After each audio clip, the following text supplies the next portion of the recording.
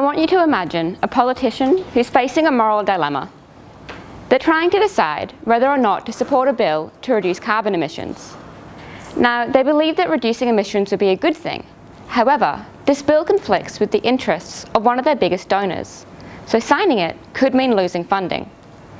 So, do they put the best interests of their people first, or do they prioritize their own economic incentives? Now, obviously, we'd want this politician to carefully weigh up the pros and cons of the proposal and vote based on its merit.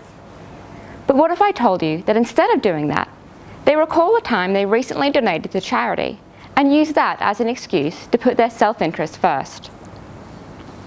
This is an example of an effect known as moral self-licensing or moral balancing, where people use their previous moral behavior, like donating to charity, to justify or license future immoral behavior.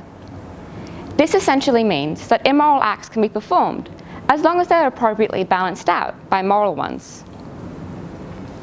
Now, this has pretty scary implications when we consider that we're all counting on those around us to act morally. From situations with high stakes, like the politician I just described, to everyday things like being honest in business transactions or treating minority groups fairly.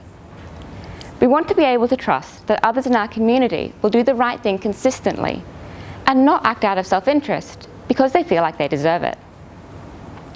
But unfortunately, just knowing about this effect doesn't help much in preventing it. In fact, the research in adults has turned up pretty mixed findings and revealed that the licensing effect can be strengthened or weakened by any number of factors. Put simply, we don't understand this effect well yet. That's why my research aims to further understand this effect by studying its emergence in children. I'm trying to understand at what age children begin to display the licensing effect in two different ways. The first is in their own behavior.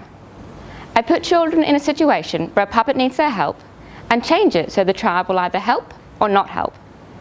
I then see whether there's a difference in how much these two groups of children will cheat on a second game. Essentially, the children who've helped recently view this as an excuse to cheat more. I also look for this effect in children's perceptions of other people to see when they start to take someone's previous behavior into account when judging their current behavior. Understanding at what age this effect emerges will allow us to investigate what other skills children are developing at this time. This will give us some insight into what is driving this behavior and help us understand the mixed findings in adults. Hopefully, one day this will allow us to develop strategies to encourage people to do the right thing consistently, and not just when they feel like their moral balance is slipping. Thank you.